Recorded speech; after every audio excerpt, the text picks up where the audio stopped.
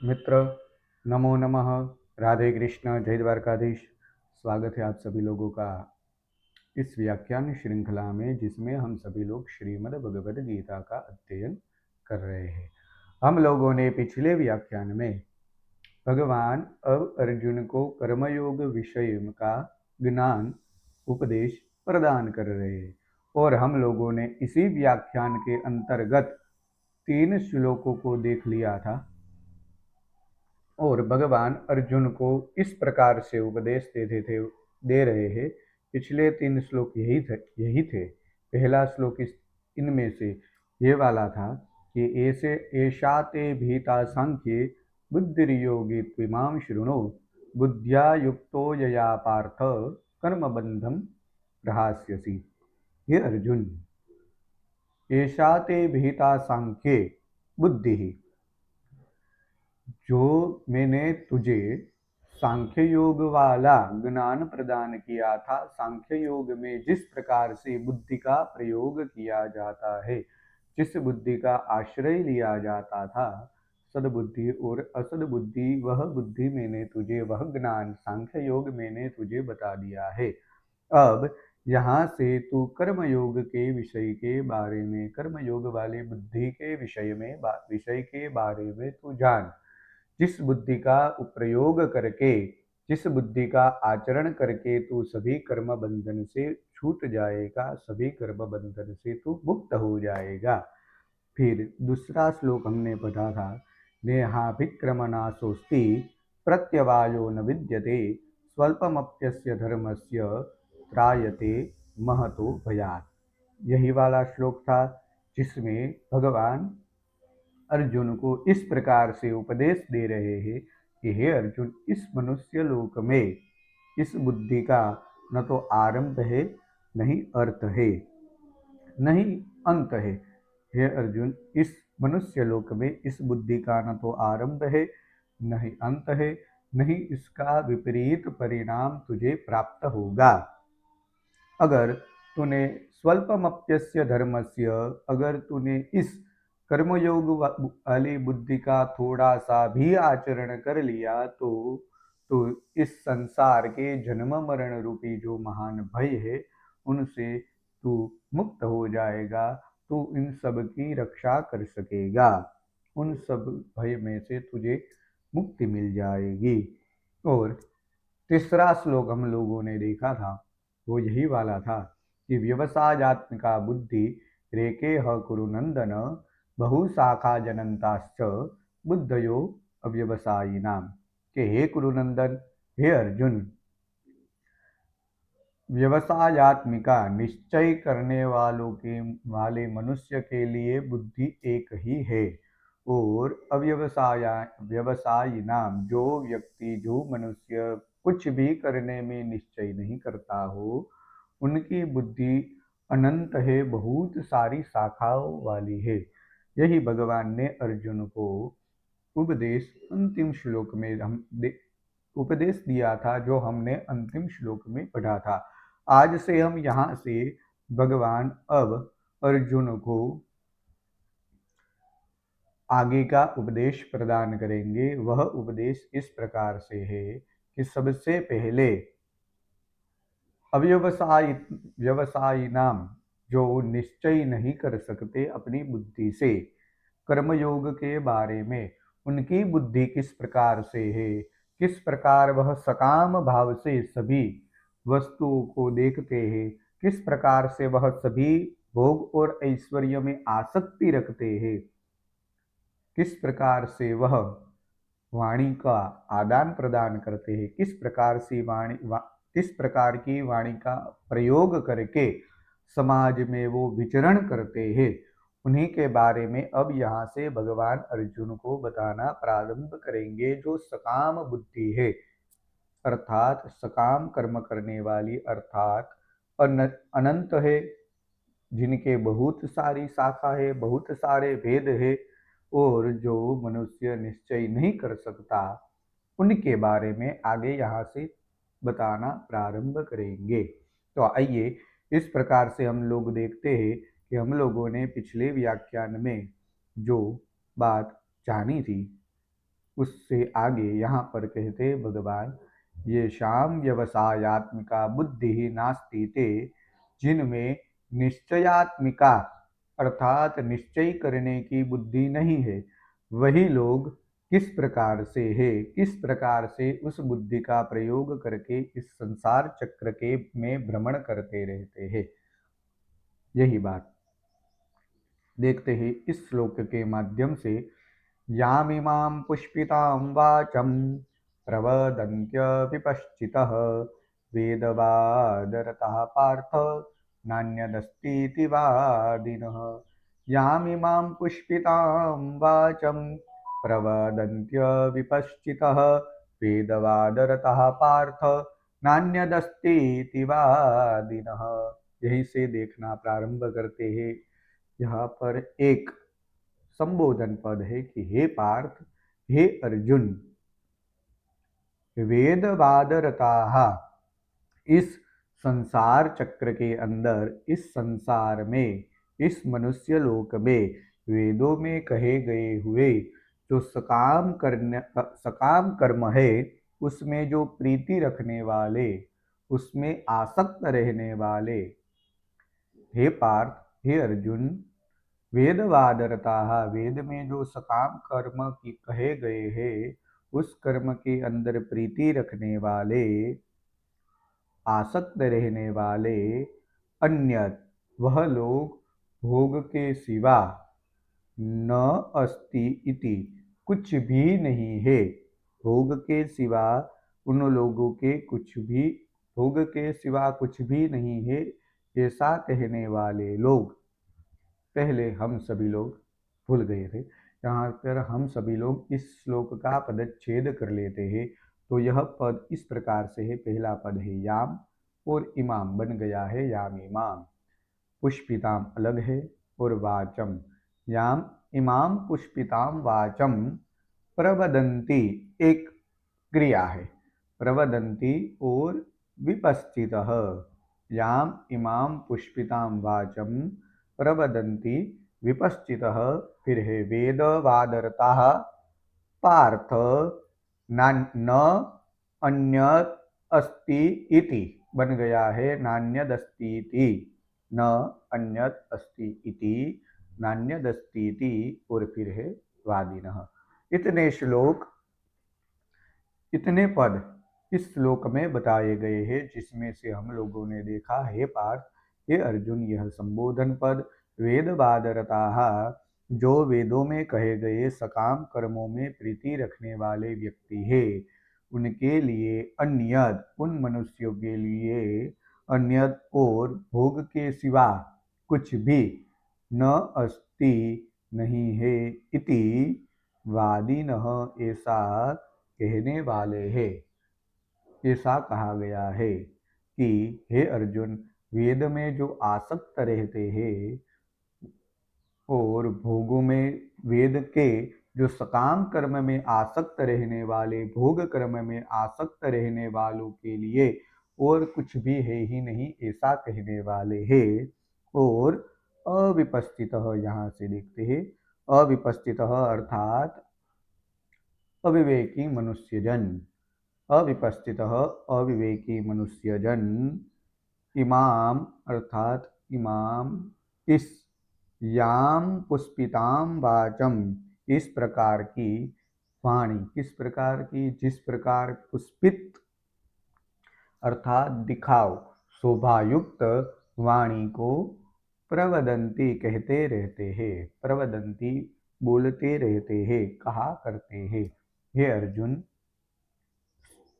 फिर से एक बार और शब्द अर्थ बता देता हूँ कि हे अर्जुन, वेद वादरता, वेद में जो वादरता अर्थात सकाम कर्म कहे गए हैं, भोग वाले जो कर्म गए गए हैं, उन भोग के सिवा अन्यत और कुछ भी न अस्ति नहीं है, ऐसा कहने वाले लोग, जो अविपस्थित विवेकी अविवेकी है, इस अविवेकी जो मनुष्य है, इमाम इस मनुष्य के लिए, याम पुष्पिताम वाचम, इस मनुष्य के लिए यह वाणी, पुष्पिताम अर्थात दिखाओ और शोभायुक्त जो यह वाणी है, वह नित्य निरंतर प्रवदंती बोलते रहते हैं। यह इस श्लोक का सामान्यतया अर्थ है। हम अब इस श्लोक में दिखाए गए शांकर भाष्य के अनुसार अर्थ को देखते हैं। कहते हैं भगवत्पाद आद्य शंकराचार्य जी महाराज कि याम इमाम वक्ष्यमाणा, इसे आगे कहे जाने वाली, वक्ष्यमाणम कहे जाने वाली पुष्पिताम, अर्थात पुष्पिताम की व्युत्पत्ति इस प्रकार से देते हैं कि पुष्पित वृक्ष इव शोभमानाम श्रूयमाण रमणीयाम। जिस प्रकार पुष्पित वृक्षों जैसी, पुष्पित वृक्ष इव, पुष्पित वृक्ष की तरह, पुष्पित वृक्ष की जैसी शोभमानाम, शोभा से युक्त, श्रूयमाण रमणीयाम, जो सुनने में रमणीय हो, जो सुनने में हमें अच्छी लगे, हमारी रुचि सुनने में बढ़े, ऐसी रमणीय श्रूयमाणा, रमणीय और श्रूयमण, श्रूय रमणीय, सुनने में जो रमणीय लगे ऐसी वाचाम, वाणी को, वाक्य लक्षणाम प्रवदंती, वाक्य को आधारभूत बनाकर कहते रहते हैं। ऐसे वाक्य को सदा सभी संसार में बोलते रहते हैं। जिस प्रकार से अभी बहुत सारे गुरु बन गए हैं, बहुत सारी परंपराएं चलने लगी है, बहुत सारे गुरुओं ने अपने खुद के शिष्य बनाकर उस प्रकार की वाणी का प्रभाव बनाते हैं, प्रयोग करते हैं कि सब उनमें हिप्नोटाइज हो, अर्थात आकर्षित हो, और सभी आकर्षित होकर सब, और न तो वो भगवान का नाम लेने के लिए उनको प्रेरित करते हैं, बल्कि इस प्रकार से प्रेरित करते हैं कि सभी लोग मेरा ही नाम जप करे, भगवान के नाम के जप की जरूरत नहीं है। ऐसे लोग जो सकाम भी है, भोग कर्म में सदैव के लिए प्रवृत्त है, संसारी के लिए क्या है और सन्यासी के लिए क्या है कि जो भी कुछ मिल जाए उसमें वह अपना भरण पोषण करे। लेकिन यहाँ पर अब जिस प्रकार से कलयुग का प्रभाव है, उस प्रकार से वह लोग, इस प्रकार की शास्त्र का कुछ भी ज्ञान नहीं है, उनको श्रीमद् भगवत गीता के बारे में भी कुछ भी ज्ञान नहीं है, फिर भी वह लोग अपने आप को धर्माचार्य बताकर एक खुद के नए धर्म की स्थापना करके, खुद भगवान नहीं है मैं ही हूँ, ऐसा खुद भगवान का आपको पूजन, भगवान की पूजा नहीं करनी, जप नहीं करना, स्मरण नहीं करना है, मैं जिस रास्ता बताऊँ उसी रास्ते पर चलकर आपको रहना है, इस प्रकार का जो ढोंग करते हैं और इस प्रकार की वाणी का प्रयोग करते हैं कि सभी लोग उसमें आकर्षित हो जाए, इस मनुष्य की यहाँ पर बात हो रही है। और हम सभी लोग वर्तमान में बहुत सारे व्यक्तियों को देख रहे हैं कि वह इस प्रकार का आचरण करते हैं और सभी लोग, सभी मनुष्य उसी में आसक्त हो जाते हैं। जिनको भागवत कथा करने की, रामायण करने की कुछ भी नहीं है, ऐसे भी लोग श्रीमद् भागवत करते हैं, रामायण करते हैं, हालांकि उन लोगों ने श्रीमद् भागवत के मूल ग्रंथ के श्लोक को भी नहीं पढ़ा होगा और उनके अर्थ को भी नहीं पढ़ा होगा, और श्रीमद् वाल्मीकि रामायण का न तो श्लोक पढ़ा होगा न तो अर्थ पढ़ा होगा, और रामायण किए जा रहे। संसार में इस प्रकार की वाणी का आचरण करके सबको अपनी ओर आकर्षित करते रहते हैं। उस प्रकार की यहाँ पर बात हो रही है कि फिर आगे बताते हैं आद्य शंकराचार्य जी भगवान कि यह बात कौन कहा करते हैं, जो आगे कहे जाने वाली जो वाणी है, उस जो पुष्पित वृक्ष की तरह रमणीय शोभा से युक्त वाणी है, जिसमें हम सभी लोग आकर्षित होते रहते हैं, उस वाणी को वह कहते रहते हैं। लेकिन कौन कहते रहते हैं? तो कहते हैं अविपस्थितः, अपस्थितः अर्थात अविवेकी लोग। यह हमने साधारण बात जानी थी, लेकिन आद्य शंकराचार्य जी के मत में वह लोग अल्पमेध सह अर्थात अज्ञानी है, अल्प बुद्धि वाले है। मेधाज अर्थात मेधा शब्द का अर्थ बुद्धि है, तो अल्प बुद्धि वाले है, अल्प ज्ञान वाले है और अविवेकी न इत्यर्थः। जो अविवेकी लोग है, अल्प बुद्धि वाले हैं और अविवेकी लोग हैं, वही इस बात को कहा करते हैं। फिर कहते हैं वेदवादरता। वेदवादरता शब्द की यहाँ पर व्युत्पत्ति देते हैं और कहते हैं बहवर्थवाद फल साधन प्रकाशकेषु वेद वाक्येषु रताः। अर्थात बहवादरता व्यक्ति कौन है कि बहवर्थवाद बहुत सारे अर्थवाद वाक्य है जो फल साधन प्रकाशकेषु फल साधनों को प्रकाश करने वाले हैं। और ऐसे वेद वाक्य में जो रत है, यहाँ से अर्थवाद वाक्य की अगर आप वेद पढ़ेंगे तो वेद में 10 प्रकार से विषय कहे गए हैं। हेतु निर्वचनम, निंदा, प्रशस्त्य, अर्थवाद, निरुक्ति, ऐसे बहुत सारे वाक्य कहे गए हैं। बहुत सारे विषय है जिसमें एक विषय है अर्थवाद। ऐसा कहा जाए कि अग्निहोत्रम जुह्यात स्वर्ग कामः। अर्थात यह वाक्य कि अगर आपको स्वर्ग की कामना करनी हो तो आप अग्निहोत्र याग कीजिए। अब कहीं ऋषियों के मत में, ज्ञानियों के मत में ऐसा भी माना गया है कि अग्निहोत्र कर्म है वह नित्य कर्म है, तो नित्य कर्म तो करना है। जिस प्रकार से हमें हमारे पास संपत्ति है उसी प्रकार से हमें अनुष्ठान यज्ञ आदि करना है, तो हमें नित्य कर्म तो करना ही है। तो इस प्रकार से कहा करते हैं कि बहुत सारे अर्थवाद और फल साधनों को प्रकाशित करने वाले जो वेद वाक्य है उस वेद वाक्य में रत है ऐसे लोग। अब यहाँ पर कभी कभी हमने सुना है कि कोई लोग वेद को अच्छी तरह से समझ नहीं पा रहे हैं और वर्तमान समय में भी बहुत सारे यज्ञ, याग आदि क्रियाओं को करते रहते हैं।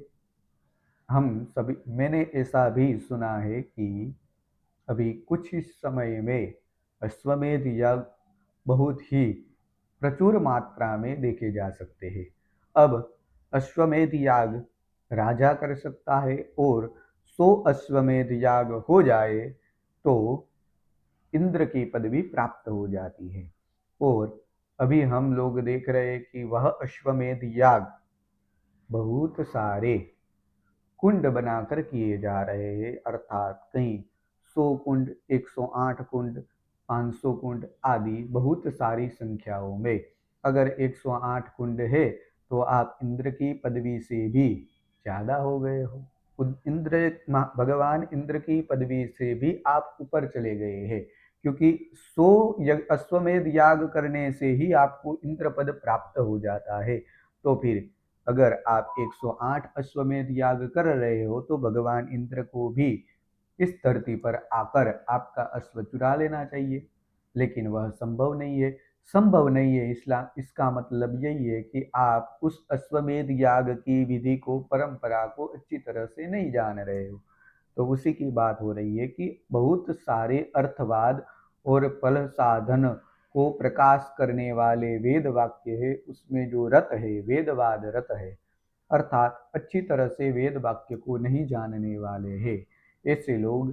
हे पार्थ, हे अर्जुन, फिर न अन्यत अर्थात स्वर्ग प्राप्त्यादि फल साधन कर्मभ्यः, अर्थात जो ऐसे भी कहने वाले हैं हे अर्जुन कि स्वर्ग प्राप्ति आदि फल के साधन रूप कर्मों से अतिरिक्त, अन्यत अतिरिक्त न अस्ति, कुछ भी नहीं है। जो, हे पार्थ, हे अर्जुन, वादिनः अर्थात वदनशीलाः, बोलने वाले लोग यह कह रहे हैं कि स्वर्ग प्राप्ति आदि फल साधन के रूप कर फल साधना वाले कर्मों से अन्यत और कुछ भी न अस्ति, कुछ भी नहीं है। इस प्रकार यह अनिश्चयात्मिका बुद्धि वाले लोग कहा करते हैं, जिनकी बुद्धि अनिश्चित है, बहुत सारी शाखाओं वाली है, अनंत है, उस बुद्धि वाले वो लोग कहा करते हैं। आइए हम आगे के श्लोक में प्रवेश करते हैं। वहाँ पर इस प्रकार से बताते हैं, ते च तथा वे लोग, और भी उनके बारे में बताते हैं कि वो लोग कैसे हैं। आगे के श्लोक में हम लोगों ने जिस प्रकार से देखा कि वह लोग वेदवाद रता है, और दूसरा विशेषण दिया था कि पुष्पिताम वाचम प्रवदंती, शोभा युक्त वाणी से वो बोल रहे हैं और सबको अपनी ओर आकर्षित कर रहे हैं, और उनके लिए वेदवाद रत है, अर्थात भोग से युक्त और कोई कर्म ही नहीं है, ऐसे लोग। और उनके और भी विशेषण बता रहे हैं। आइए इस श्लोक के माध्यम से देखते हैं कि कामात्मानः स्वर्गपरा जन्म कर्म फलप्रदां क्रिया विशेष बहुलां भोगैश्वर्य गतिं प्रति। कामात्मनः स्वर्गपरा जन्म कर्म फलप्रदां क्रिया विशेष बहुलां भोगेश्वर्य गतिं प्रति। यहाँ से देखते हैं सबसे पहले इस श्लोक का पदच्छेद। तो सबसे पहले यह पद है कि कामात्मानः, फिर है स्वर्गपरा और जन्म कर्म फल प्रदाम। एक ही श्लोक पद है, यहाँ पर शब्द कई है लेकिन पद एक ही है। और फिर है क्रिया विशेष बहुलाम, क्रिया विशेष बहुलाम भोगैश्वर्य गतिम प्रति। यहाँ पर चार श्लोक एक ही है और जिनमें चार पद है, चार एक ही छंद में चार चरण होते हैं, और इस चार चरण में एक ही चरण ऐसा है जिनमें दो शब्द है, कामात्मानः और स्वर्गपरा। दूसरा ही चरण में ये पूरा पद है जन्म कर्म फल प्रदान, फिर है क्रिया विशेष बहुलाम और भोगेश्वर्य गतिम प्रति। आइए इस श्लोक के पदच्छेद देखकर हम अब पदार्थोक्ति अर्थात सरलतया सामान्य अर्थ को देखते हैं। तो सबसे पहले कामात्मानः, कामात्मानः अर्थात जो कामनाओं में तन्मय हो रहे हैं, आसक्त हो रहे हैं, प्रशस्त है, जिन वो लोग सदैव कामी बन के रहते हैं, कामनाओं में ही आसक्ति हो जिनकी, और स्वर्ग परा, स्वर्ग परा अर्थात सभी कामनाओं में स्वर्ग को ही जो सर्वश्रेष्ठ मानते हैं, ऐसे कामी व्यक्ति जो कामनाओं में तन्मय है, निरत है और स्वर्ग को ही सर्वश्रेष्ठ माना करते हैं। और कहते हैं जन्म कर्म फल प्रदान, जन्म रूपी कर्म के फल को प्रदान करने वाली यह जो वाणी है, जन्म रूपी जन्म रूपी कर्म को फल को प्रदान करने वाली जो वाणी है, तथा भोगैश्वर्य गतिम प्रति, भोग और ऐश्वर्य की, भोगैश्वर्य गतिम भोग और ऐश्वर्य की, गतिम प्रति प्राप्ति के लिए, भोग और ऐश्वर्य की प्राप्ति के लिए क्रिया विशेष बहुलाम, बहुत सी क्रियाओं का वर्णन करने वाली है। क्या? यह वाणी, वाणी के बारे में बता रहे हैं, बुद्धि के बारे में बता रहे हैं। तो कहते हैं हालांकि बुद्धि और वाणी अलग है, लेकिन आगे जो पुष्पिताम वाचम शब्द से वाणी का प्रसंग आ रहा है, उसी के बारे में कह रहे हैं कि यह जन्म कर्म फल प्रदान, जन्म रूपी कर्म के फल को प्रदान करने वाली वाणी है, जो भोगेश्वर्य गतिम प्रति, भोग और ऐश्वर्य की प्राप्ति के लिए, प्राप्ति कराने वाली है, प्राप्ति के लिए क्रिया विशेष बहुलाम, बहुत सी क्रियाओं का वर्णन करने वाली जो वाणी है, वह वाणी कामात्मान कामनाओं में तन्मय रहने वाले और सदैव स्वर्ग परा स्वरदैव स्वर्ग की कामना करने वाले मानने वाले व्यक्तियों की अधिष्ठात्री है। अर्थात वह व्यक्ति इस वाणी का अनुगमन करते हैं। इस प्रकार से यह सामान्यतया सरलतया अर्थ है। आइए शांकर भाष्य के अनुसार हम इस अर्थ को देखते हैं। सबसे पहले यह पद दिया गया है कि कामात्मान अर्थात कामस्वभावाः कामपराः इत्यर्थः। कामात्मान अर्थात काम के स्वभाव से युक्त है, जो जो भोग कामना भोग और कामनाओं को ही अपना जिन्होंने स्वभाव बना लिया है और जो काम परा है, जो काम में निरत है, ऐसे कामात्मान। यह एक कामात्मा शब्द का सरल सामान्य अर्थ हुआ। और कहते हैं स्वर्ग पराहा, स्वर्ग परा की यहाँ पर अर्थ व्युत्पत्ति अर्थ बताते हैं, व्युत्पत्ति नहीं लेकिन अर्थ। स्वर्ग परः पुरुषार्थो ये शांते स्वर्ग पराहा स्वर्ग प्रधानाः। ऐसे भोग परायण व्यक्ति जो स्वर्ग को ही प्रधान मानते हैं। किस प्रकार? जिनके लिए धर्म अर्थ काम और मोक्ष में से चार पुरुषार्थों को सफल बनाकर, चार पुरुषार्थ से भी बढ़कर जिनके लिए स्वर्ग ही परम पुरुषार्थ है, ऐसे व्यक्ति जिनके लिए स्वर्ग ही प्रधान है, ऐसे व्यक्ति जन्म कर्म फल प्रदाम का अर्थ कर्मणः फलम कर्म फलम जन्म एव कर्म फलम जन्म कर्म फलम तत्प्रददाति इति जन्म कर्म फल प्रदान ताम वाचम प्रवदन्ति इति अनुसज्जते। यहाँ से देखते जन्म कर्म फल प्रदान का अर्थ कर्मणः फलम, कर्म के फल का नाम कर्म फल है। कर्मणः फलम, कर्म के फल का नाम कर्म फल है। और जन्म एव कर्म फलम, जन्म रूपी कर्म फल जन्म कर्म फल कहलाता है।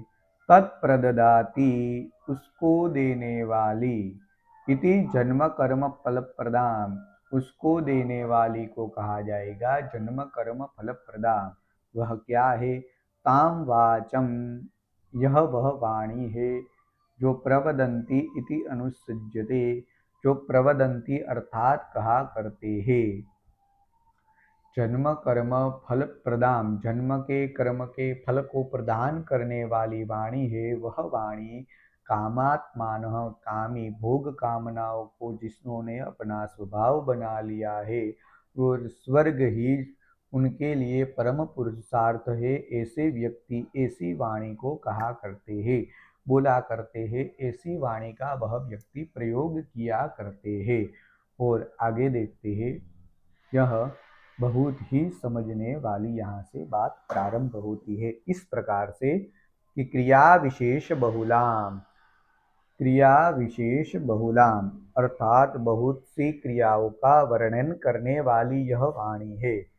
तो आगे देखते हैं, और कैसी है? भोगेश्वरीय गतिम प्रति, भोग और ऐश्वर्य की प्राप्ति के लिए क्रिया विशेष बहुलाम, बहुत सी क्रियाओं को करने वाली वाणी है। तो यहाँ पर पहले यह शब्द आएगा भोगेश्वरीय गतिम। इस प्रकार भोग और ऐश्वर्य की प्राप्ति के लिए क्रिया विशेष बहुलाम अर्थात क्रियाणाम विशेषाः, क्रिया विशेषाः, क्रियाओं के भेद है, वह क्रिया विशेष है।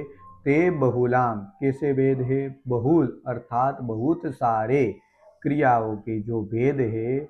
और यस्याम वाची ताम, जिस वाणी में बहुत सारे क्रियाओं के भेद हो, अर्थात स्वर्ग पशु पुत्र आदि, पुत्राद्यर्थाः, स्वर्ग पशु पुत्र आदि अनेक पदार्थ यया वाचा, जिस वाणी द्वारा बाहुल्येन प्रकाश्यन्ते, बहुलता से अधिकता से कहे गए हो, बतलाए गए हो। अर्थात क्रियाणाम विशेषाः, क्रिया विशेष अर्थात क्रियाओं के भेद से बहुला यस्यामाणी वाचाई, बहुत सारी क्रियाओं के भेद से जिस प्रकार स्वर्ग पशुपुत्र आदि अनेक पदार्थ जिस वाणी द्वारा अधिकतम अधिकता से प्रकाशित कहे गए हो और भोगेश्वरीय गतिम प्रतीकार्थ भोगः च ऐश्वर्यं च भोगेश्वर्यै तयोः गतिः प्राप्तिः भोगेश्वरीय गतिः। यहाँ पर बहुत सारी भोगेश्वरीय गति अर्थात भोग और ऐश्वर्य की प्राप्ति के लिए भोगः च ऐश्वर्यम च भोगेश्वर्ये तयोः गति प्राप्ति, भोग और ऐश्वर्य की गति को प्राप्ति करने, ऐश्वर्य की प्राप्ति के लिए भोगेश्वरीय गति ही ताम प्रति, उस गति को प्राप्त, भोग और ऐश्वर्य वाली गति को प्राप्ति करने के लिए साधन भूता ये क्रिया विशेषा तद बहुला ताम वाचम प्रवदंतो। अर्थात ऐसी बहुत से क्रिया भेदों को साधन भूता ये क्रिया विशेषा, ऐसे बहुत से क्रिया भेदों को तद बहुलाम ताम वाचम, बहुत से क्रिया भेदों को बतलाने वाली, प्रवदंती अर्थात बताने वाली यह जो वाणी है, जो मूढ़ा संसारे परिवर्तनते, जो मूढ़ व्यक्ति है वह बारंबार संसार में वाणी को बोलकर मूढ़ व्यक्ति बारंबार संसार में के चक्र में परिवर्तनते भ्रमण करा करते हैं, भ्रमण किया करते हैं। इस प्रकार भगवान अर्जुन को सामान्यतया उस मूढ़ व्यक्ति के बारे में, जो कर्मयोग के बारे में जिनकी बुद्धि निश्चित नहीं है, उस व्यक्ति के बारे में भगवान उनको बताया करते हैं। लेकिन हर एक एक शब्द में बहुत सारी बातें छुपी हुई है। हालांकि यहाँ पर व्याख्यान लंबा होने से हम लोग कुछ ही शब्द को देखकर आगे चले रहते हैं, इसलिए अगर आपको देखना है तो इस श्रीमद् भगवद गीता पे ही और रामानुजा परम पूज्य श्री रामानुजाचार्य का भी भाष्य प्राप्त है, उन भाष्य को भी आपको देखना है जो शुद्ध अद्वैतवाद वाला भाष्य है। यह अद्वैतवाद वाला भाष्य है, शंकराचार्य जी का मत अद्वैत मत है, रामानुजाचार्य जी का मत शुद्ध अद्वैत मत है। दो हम लोग इन दोनों मतों को यथार्थ रूप से पर्याप्त मानते हैं, तो उनका भी आप देख सकते हैं। लेकिन हम लोग सिर्फ शांकर भाष्य के अनुसार पढ़ रहे हैं, तो शांकर भाष्य के अनुसार जिस शब्द का अर्थ दिया गया है उनको बताने की मैं कोशिश कर रहा हूँ, अनर्थक प्रयास कर रहा हूँ। हालांकि इस प्रकार से आपको अच्छे ढंग से ना भी बता पाऊँ, लेकिन मैं प्रयास ऐसा कर रहा हूँ कि सभी श्लोक आप लोगों को समझ में आ जाए, सभी भाष्य का अर्थ, भाष्य में जो निहित शब्द है उन शब्द का भी अर्थ आप लोगों को समझ में आए। फिर हम लोग यहाँ से आगे के श्लोक में प्रवेश करते हैं। आगे के श्लोक में इस प्रकार भगवान अब अर्जुन को एक और विशेषता बताएंगे। कहते हैं कि भोगैश्वर्य प्रशक्तानां तया परत चेतसां व्यवसायात्मिका बुद्धिः समाधौ न विधीयते। भोगैश्वर्य प्रसक्तानां तया परत चेतसां व्यवसायात्मिका बुद्धि समाधौ न विधीयते। यहाँ पर जो यह है तयापह्यत चेतसाम, कोई लोग उनको र भी बोलते हैं, तयापहरत चेतसाम, अपह्यत, तया अपह्यत चेतसाम ऐसे भी बोला जाएगा। फिर से एक बार, भोगैश्वर्य प्रसक्त, भोगैश, फिर से देखते हैं, भोगैश्वर्य प्रसक्तानां तयापह्यत चेतसाम व्यवसायात्मिका बुद्धि समाधौ न विधीयते। इस अक्षर के बारे में अगर आपको पढ़ाना है तो आपको व्याकरण पढ़ना होगा। और एक सूत्र है हेम परेवा, उनमें किम लयति किम भलयति आदि ह के नीचे अगर व लिखा जाएगा, अर्थ आधा ह और व होगा तो व बोला जाएगा, ह और य होगा तो य बोला जाएगा, ह और ल होगा तो ल बोला जाएगा, ह और र होगा तो र बोला जाएगा। किस प्रकार से उस अक्षर को लिखते हैं उस प्रकार देखना है तो आपको हेम परेवा सूत्र देखना होगा। बहुत सारे वैयाकरण व्यक्ति है, उन्होंने यह सूत्र आप बताया है, बहुत सारे अर्थ से भी समझाया गया है। तो उस श्लोक को देख लीजिए, और यहाँ पर जिस प्रकार से लिखा हुआ है यह है आधा ह और यह तया पश्चित चेत साम, और यह भी पूरा नहीं है, तया पश्चित चेत साम बहरत अपश्चित। ठीक है, देख लेते हैं इस श्लोक में। जो सबसे पहले इस श्लोक की पदार्थोक्ति को देख लेते हैं। भोगैश्वर्य प्रसक्तानाम, भोग ऐश्वर्य प्रसक्तानाम, और फिर है तया अपह्यत और चेतसाम, तया अपह्यत चेतसाम। तया एक अलग शब्द है और अपह्यत और चेतसाम। फिर है व्यवसायात्मिका, आपको पता ही है यह। फिर है बुद्धि, व्यवसायात्मिका अर्थात निश्चय अर्थ को कहने वाली जो बुद्धि। समाधौ अर्थात परमात्मा न विधीयत, इतना बात है। लेकिन सामान्यतया हम लोग तो पदार्थोक्ति को देखते हैं, तो आइए पदार्थोक्ति को भी देख लेते हैं। तो यहाँ पर तया तया की बात हो रही है, अर्थात पुष्पिताम वाचम।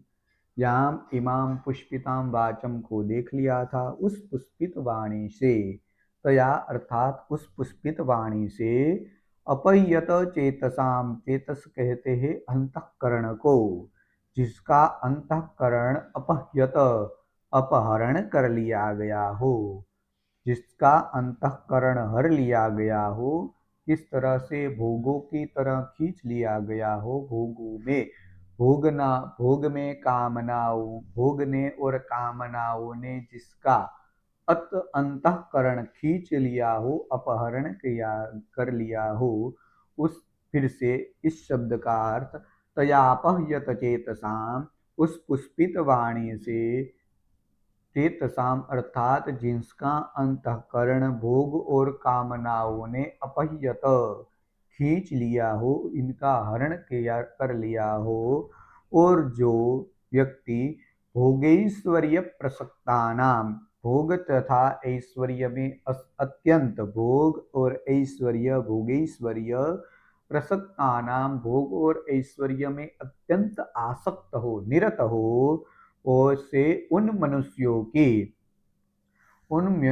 की समाधौ अर्थात परमात्मा में, उन मनुष्यों की परमात्मा में व्यवसायात्मिका, एक निश्चय करने वाली, एक निश्चय वाली यह जो बुद्धि है, उस मनुष्यों की परमात्मा में एक निश्चय करने वाली जो यह बुद्धि है, न विधीयते, वह नहीं होती, उनका विधान नहीं होता। उस मनुष्य में इसी बुद्धि का विधान नहीं होता, वह अल्पमेध होते हैं, वो हमने देख लिया था।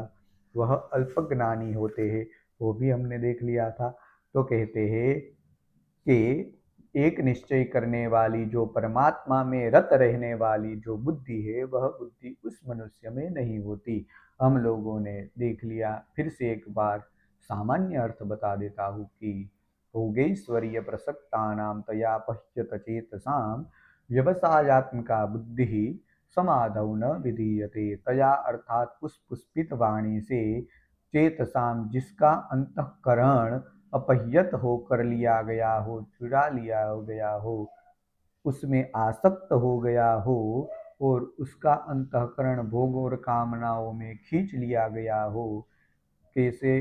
भोगैश्वर्य प्रसक्तानाम, ऐसे मनुष्य जो भोग और ऐश्वर्य में आसक्त रहते हो, निरत रहते हो, ऐसे मनुष्यों की पर समाधौ अर्थात परमात्मा में व्यवसायत्मिका बुद्धि, एक निश्चय करने वाली बुद्धि न विधीयते नहीं होती, उस बुद्धि का विधान उसमें नहीं होता।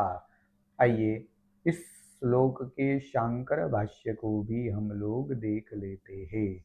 तो इस प्रकार से तेषां च अर्थात उसमें आगे जो बात हो गई थी, हम लोगों ने जो आगे यह श्लोक बताया था कि कामात्मानः स्वर्गपरा जन्म कर्म फलप्रदां क्रिया विशेष बहुलां भोगैश्वर्य गतिं प्रति, जो बहुत सारी क्रियाओं का वर्णन करने वाली है और भोग और ऐश्वर्य की प्राप्ति के लिए बहुत सारी क्रियाओं का वर्णन करने वाली है। अर्थात तेषां च ऐसे मनुष्य की, ऐसे वाणी की, भोगैश्वर्य प्रसक्तानाम की यहाँ पर व्युत्पत्ति देते हैं कि भोगः कर्तव्यम, भोग के करने वालों को, और ऐश्वर्यम च इति, और तथा ऐश्वर्य को, इति भोगैश्वर्ययोः एव प्रणयवतां तदात्मभूतानां, भोग और ऐश्वर्य को आसक्त में आसक्त रहने वाले और आसक्त रहने वाले हैं, जो भोग और ऐश्वर्य में आसक्त रहने वाले हैं, जिनके लिए भोग और ऐश्वर्य ही पुरुषार्थ है। ऐसा बात यहाँ पर जो बात इन्होंने लिखी है, नहीं, स्वर्ग ही जिनका परम पुरुषार्थ है, और जो व्यक्ति भोग और ऐश्वर्य में आसक्त रहते हैं और एवं प्रणयवताम तदात्म भूतानाम, जिनका भोग और ऐश्वर्य से प्रेम हो गया है, जो तदात्म भूत व्यक्ति, उस ऐसे व्यक्ति, ऐसे मनुष्य जो उनमें आसक्त हो, उनको भोग और ऐश्वर्य से ही प्रेम हो गया हो, तया ऐसे मनुष्य गण क्रिया विशेष बहुलया वाच, क्रिया विशेष अर्थात क्रिया भेदों का विस्तार पूर्वक बताने वाली, क्रिया भेदों को बहुत सारे विस्तार पूर्वक बताने वाली वाचा, वाणी द्वारा अपहयत चेतसाम, जिनका चित्त अंतःकरण अपहरत, खींच लिया गया हो, हरण कर लिया गया हो, ऐसे अपहयत चेतसाम का अर्थ बताते हैं कि आच्छादित विवेक प्रज्ञानाम, अर्थात विवेक और प्रज्ञा से जिनकी बुद्धि आच्छादित हो गई है, जिनकी बुद्धि, विवेक बुद्धि आच्छादित हो गई है, जो अपनी बुद्धि को चलाने में समर्थ नहीं है। कैसी बुद्धि? व्यवसायत्मिका, जो सांख्य योगी व बुद्धि ही जो उनकी समाधि में सांख्य विषयक व योग विषयक निश्चयात्मिका बुद्धि है।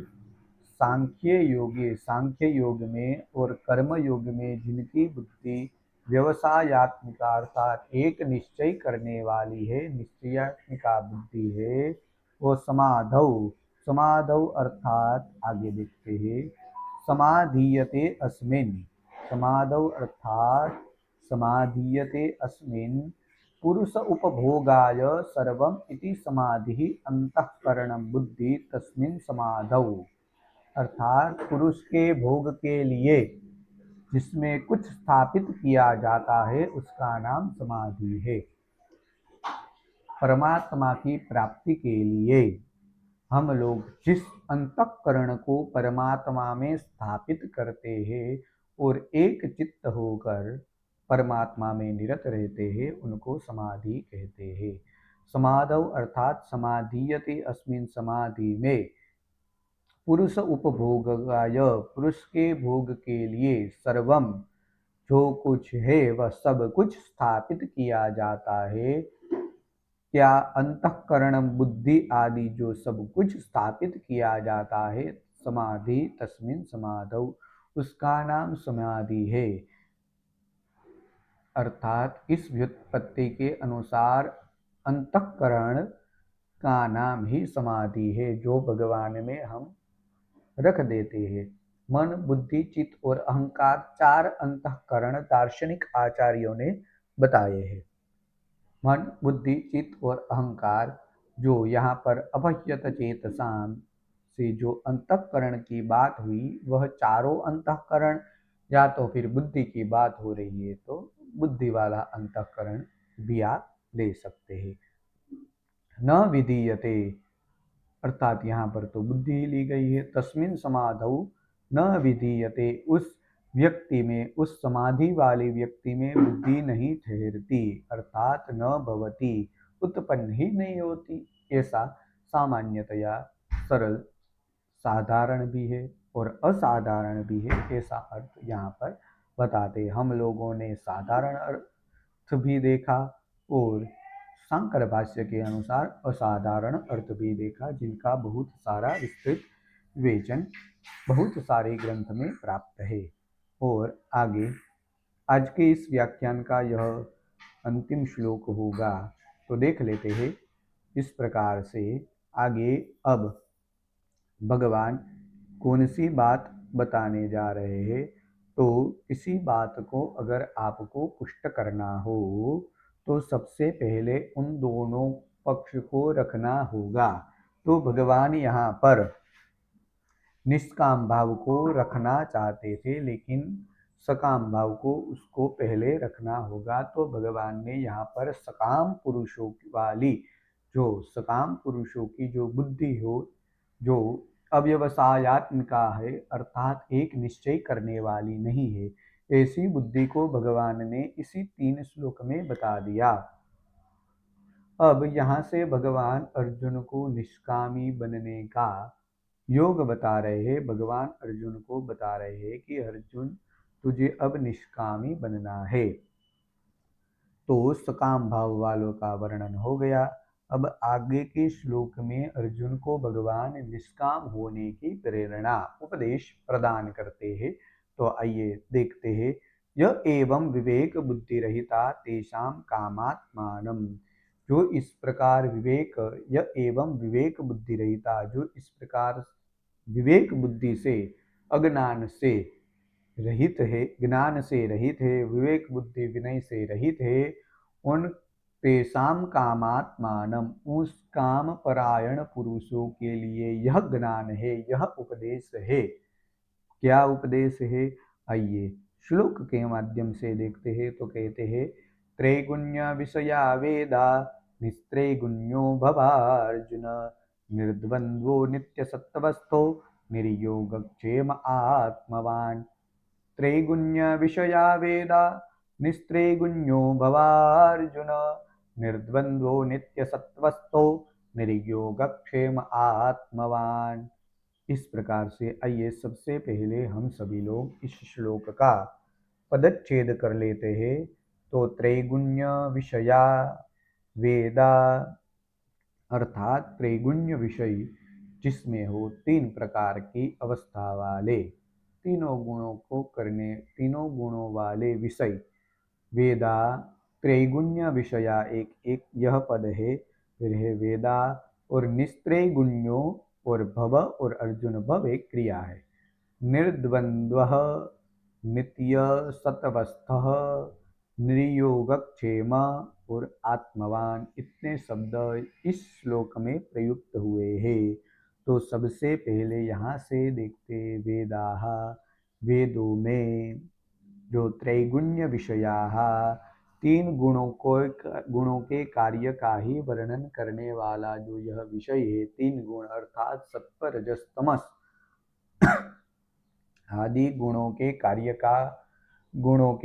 का ही वर्णन जिसमें प्राप्त हो। जो वेद में 3 गुणों के वर्णन करने का ही, 3 गुणों के कार्य का ही वर्णन करने वाले हैं, वेद में निरत रहकर, वेद में आसक्त रहकर। और तो हे अर्जुन, यहाँ से हे अर्जुन, पहले यह पद आएगा कि वेद में जो 3 गुण बताए हैं, सत्व रजस तमस, इन तीनों गुणों के कार्य का ही वर्णन करने वाले हैं।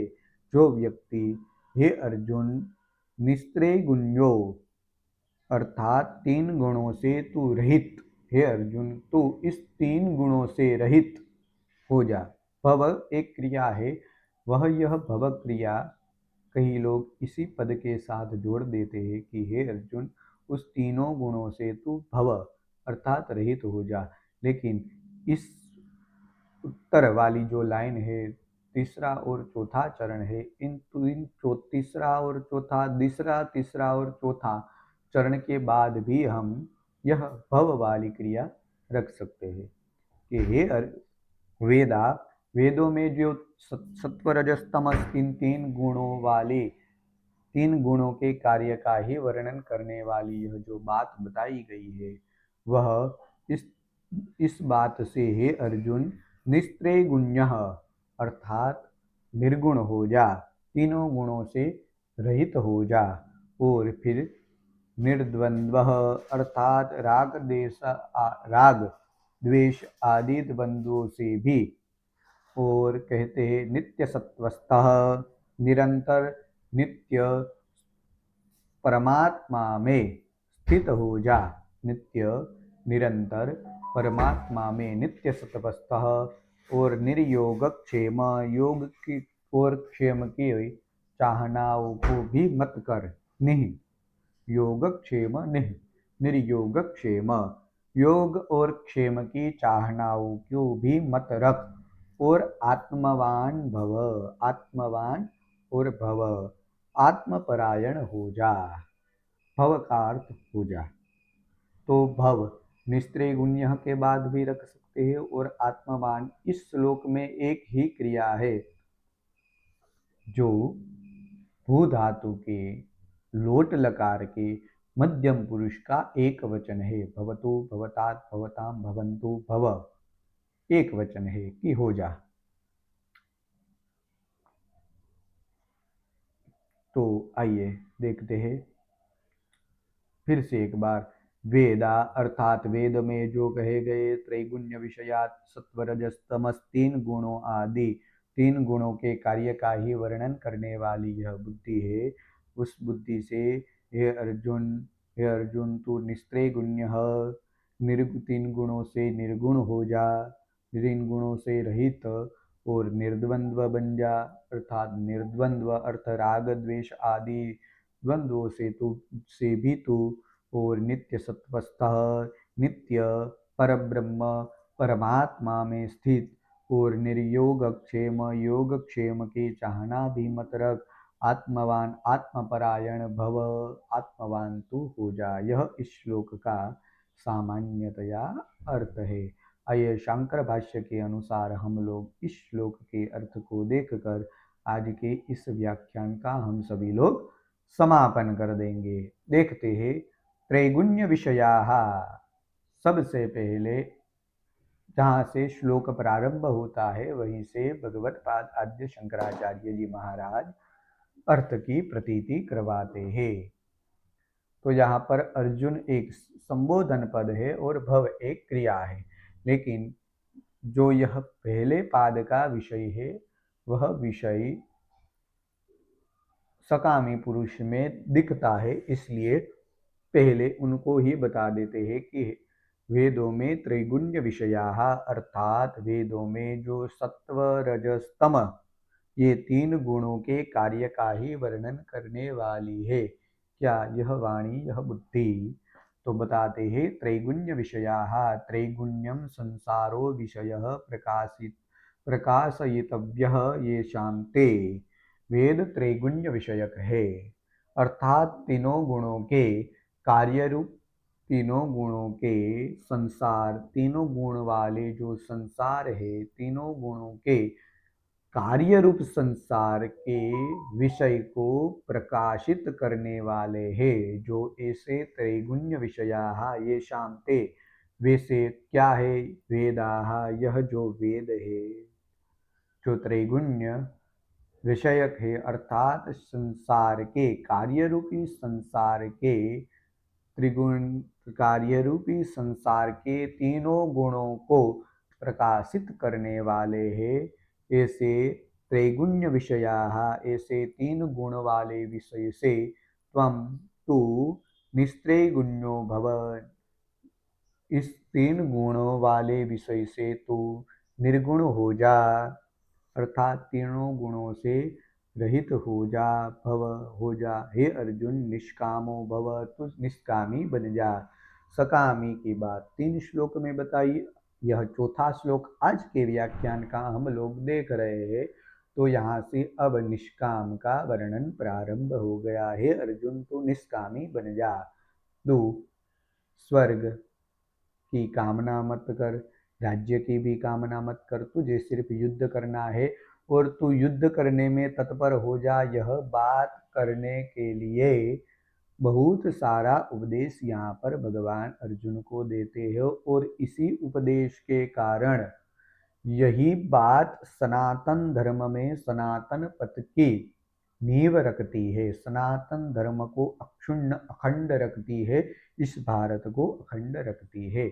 यही बात इसलिए यह श्रीमद् भगवद गीता हमारे धर्म का, हमारे देश का प्रमुख ग्रंथ माना गया है। और सबसे ज्यादा बातें इसीलिए श्रीमद् भगवद गीता की होती है। तो हे अर्जुन, तू निष्काम बन जा। निर्द्वंद्व अर्थात सुख दुख हेतु सप्रतिपक्षौ पदार्थौ द्वंद्व शब्दवाच्यौ ततो निर्गतौ निर्द्वंद्वो भव। निर्द्वंद्व हो जा अर्थात सुख दुख हेतु जो सप्रतिपक्षौ परस्पर विरोधी पदार्थ है, जो द्वंद्व शब्द वाच्य जो उनका परस्पर विरोधी जो युग्म पदार्थ है, जिनका नाम द्वंद्व से हम उनको कहते हैं राग द्वेष सुख दुख आदि, जो ततो निर्गतो अर्थात निर्द्वंद्वो भव, उनसे रहित हो जा अर्थात निर्द्वंद्व बन जा। त्वम नित्य सत्वस्थः, तू सदा सत्वगुण आश्रितो भव, सत्वगुण से आश्रित हो जा। पहले 3 गुणों से रहित हो जाने की बात बताई थी, सत्वरज गुण और सत्वरज और तम से।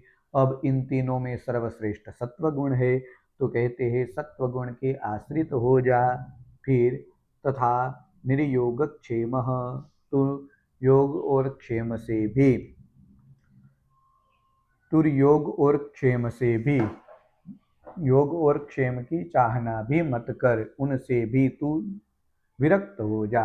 कहते हैं तथा निर्योग क्षेम हो, क्षेम निर्योग और क्षेम से भी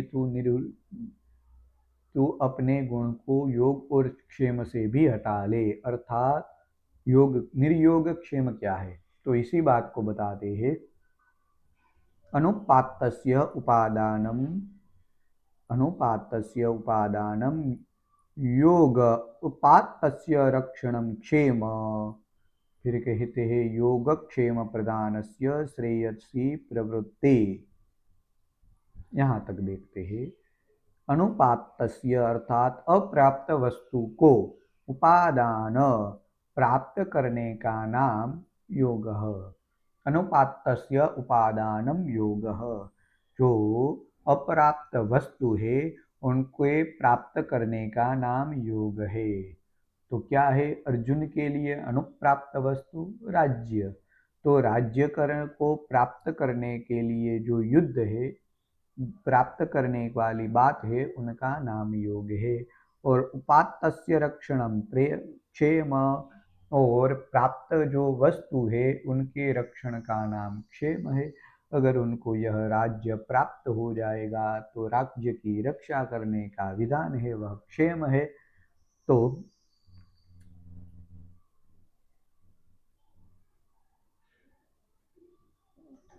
उस राज्य की रक्षा करने का जो विधान है उनका नाम क्षेम है। तो योगक्षेम प्रदानस्य श्रेयसी प्रवृत्ति दुष्करा इति अतो निर्योगक्षेमो भव।